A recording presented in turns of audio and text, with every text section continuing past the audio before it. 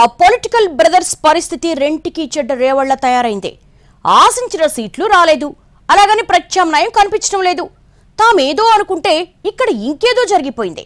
సీట్లు ఆశించిన పార్టీలు ఇవ్వకపోవడంతో స్వతంత్రులుగా బరిలోకి దిగాలా లేక నచ్చిన అభ్యర్థికి మద్దతు ఇవ్వాలా అన్న డైలమాలో ఉన్నారు. ఇంతకీ ఎవరా బ్రదర్స్? Let's watch.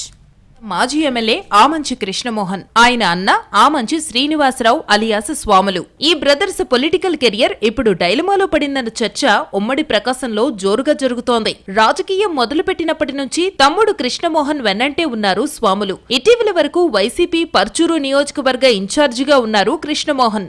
ఇప్పుడు ఆ సీటుతో పాటు గతంలో తాను ఎమ్మెల్యేగా పనిచేసిన చీరాల సైతం దక్కకపోవడంతో వాట్ నెక్స్ట్ అన్న ప్రశ్న వస్తోంది. 2009లో కాంగ్రెస్ పార్టీ తరఫున చీరాల పోటీ చేసిన ఆమంచి కృష్ణమోహన్ తొలిసారిగా ఎమ్మెల్యేగా గెలిచారు. అప్పుడు తన రాజకీయ గురువు కొణిజేటి రోసయ్య సీఎం కావడంతో ఆడింది ఆట పాడింది పాటగా నడిచింది. తరువాత మారిన రాజకీయ పరిస్థితుల్లో 2014 ఎన్నికల్లో నవోదయం పార్టీ నుంచి పోటీ చేసి రెండవసారి గెలిచారాయన. అనంతరం చంద్రబాబు సమక్షంలో టీడీపీలో చేరారు. ఇక 2019 ఎన్నికలకు ముందు టీడీపీ నుంచి వైసీపీలో చేరి చీరాల అభ్యర్థిగా పోటీ చేసి అప్పటి టీడీపీ నేత కరణం బలరాం చేతిలో ఓడారు. అనూహ్య పరిస్థితుల్లో కరణం బలరాం వైసీపీకి మద్దతు తెలపడంతో ఆమంచి హవా తగ్గింది.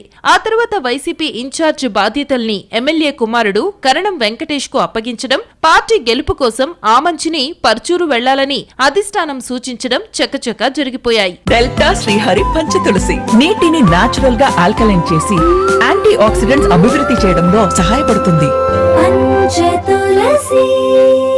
తప్పనిసరి పరిస్థితుల్లో పర్చూరు ఇన్ఛార్జిగా వెళ్లారు కృష్ణమోహన్. కొన్నాళ్లు నెట్టుకొచ్చినా అనూహ్యంగా తాను అక్కడ్నుంచి పోటీ చేయనని వైసీపీ అధిష్టానానికి చెప్పడంతో అక్కడ ఎడం బాలాజీకి బాధ్యతలు అప్పగించింది పార్టీ. చీరాల వైసీపీ టికెట్ కరణం వెంకటేష్ కు రాదని ధీమాగా ఉన్న ఆమంచి తాను అనుకున్నది జరగకపోవడంతో అసంతృప్తిగా ఉన్నారట.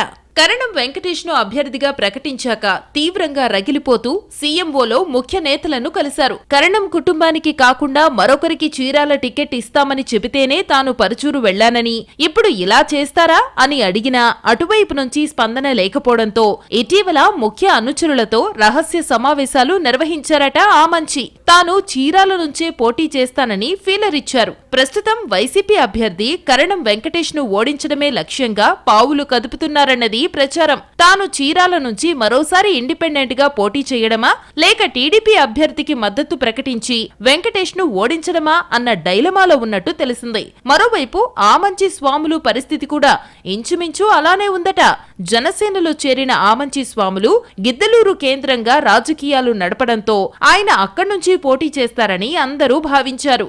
అయితే అనూహ్యంగా ఇటీవల తాను చీరాల నుంచి టీడీపీ జనసేన అలయన్స్ లో జనసేన అభ్యర్థిగా పోటీలో ఉంటానని బహిరంగంగానే ప్రకటించారు. కానీ కృష్ణమోహన్ పరుచూరు నుంచి చీరాల వైపుకు దృష్టి పెట్టడంతో తిరిగి గిద్దలూరులోనే పోటీ చేస్తానంటూ పాతరాగం పాడారు. కొద్ది కాలంగా అన్నదమ్ముల మధ్య గ్యాప్ నడుస్తున్నా తమ్ముడి కోసం చీరాలలో పోటీ చేయబోనని స్పష్టం చేశారు స్వాములు. అయితే టీడీపీ గిద్దలూరుకు కూడా తమ అభ్యర్థిని ప్రకటించేయడంతో ఫైర్ అవుతున్నారట ఆయన.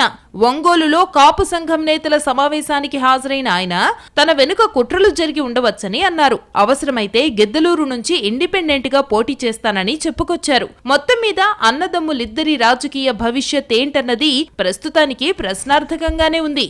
ఏ మాత్రం చిన్న తప్పటడుగు వేసినా రాజకీయ భవిష్యత్తు మొత్తం ప్రశ్నార్థకంగా మారే అవకాశం ఉన్నందున ఆచితూచి నిర్ణయం తీసుకోవాలని అనుకుంటున్నారట ఆమంచి. మరి బ్రదర్స్ ఇద్దరు ఇండిపెండెంట్స్ గా బరిలో దిగుతారా లేక మరో వ్యూహం అమలు చేస్తారా అన్నది చూడాలి.